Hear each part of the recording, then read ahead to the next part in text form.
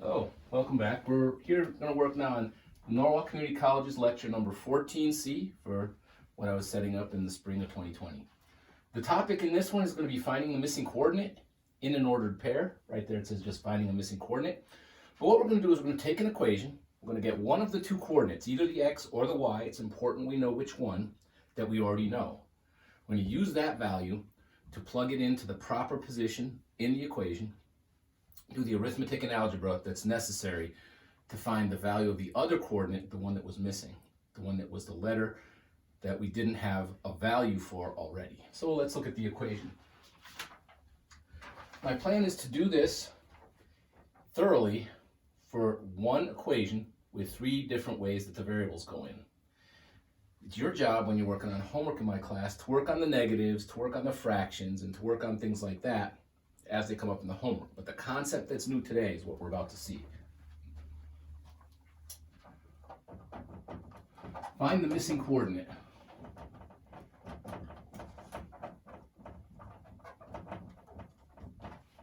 of an ordered pair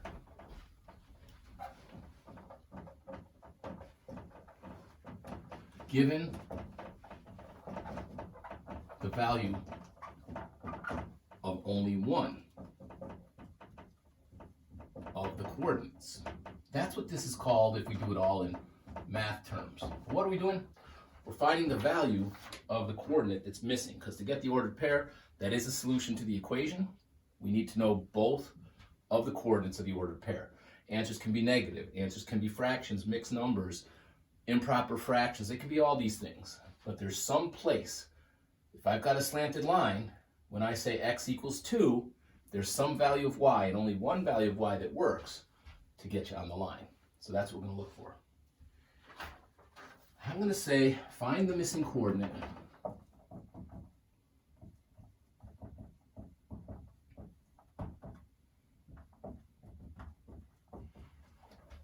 of the point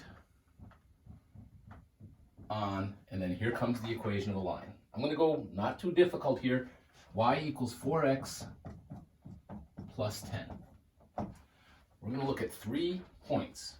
This is called an XY chart. I think it looks like an ice cube tray. I'll give you more on that later. But what happens is we used to pour ice into a metal tray and then put that in the freezer because we didn't have an ice maker. Then you either twist it because it's plastic or pull a stick shift if it's metal, and it cracks that stuff up and you get ice from it. But what you have that's so important is the separation. That separates x from y, what we have here. It's also very important whether we have an x to start or we have a y to start. Here's the first one of the values, a, b, and c. For a, they decide they're going to give you -2 as a value for x. For b, they're going to say, I'm going to give you -18 as a value, this time for y. And c, they're going to give you the value 1, and it's for x. So there's 3 different equations, there's one equation, there's 3 different problems we need to do, all beginning with y equals 4x plus 10. So we begin A, y equals 4x plus 10.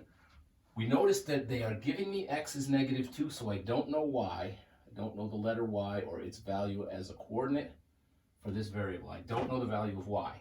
That means the letter y will stay a letter and x will eventually be a number. Keeping y as a letter, I write y equals 4, but instead of x, I put a pair of parentheses plus 10.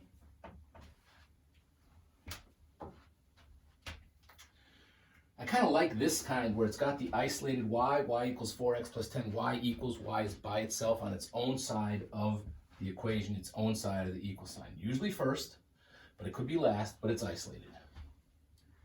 That's great because now if they give me an x, like -2, I'm not saying it's super easy, but I am saying there's no algebra here. It's arithmetic. So let's go 4 times -2. 4 times 2 is 8 with a single negative. That's 1 dash for -8. Plus 10 doesn't change, and therefore I go 10 minus 8 because they work against each other. I got the big 10 on top. They are opposite signs. There's a positive, here's a negative, so I do subtraction, find their difference to be 2. And therefore 2 is the size of my answer. The digit will make 2, and I look and see that 10 is stronger than -8, so I have a strong positive. This will be +2. Y equals 2. which means if I put 2 here, I get the ordered pair, which is -2, the x that they gave me, and +2 for the y that I found. But that's what I find.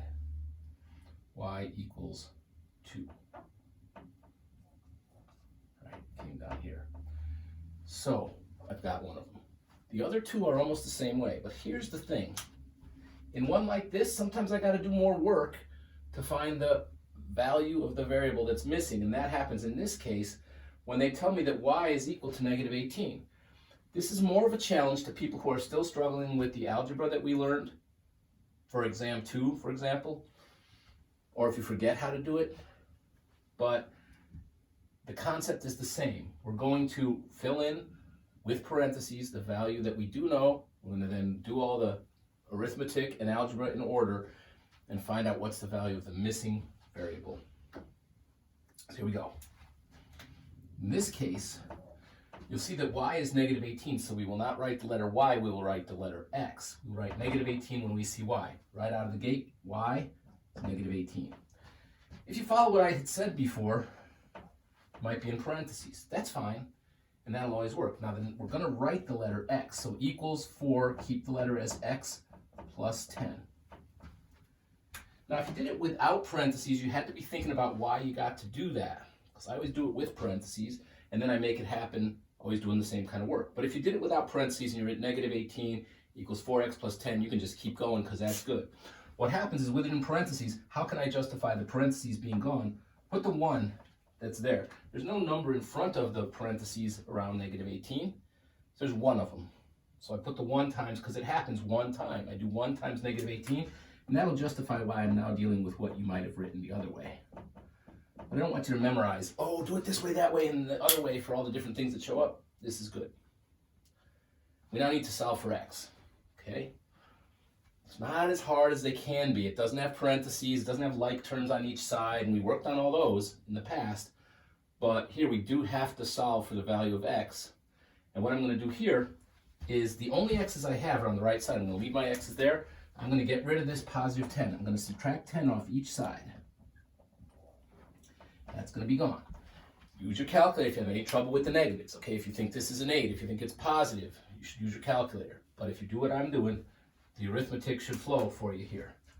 I've got -18 and -10. They work together. They're both negative, so they make a really large negative number.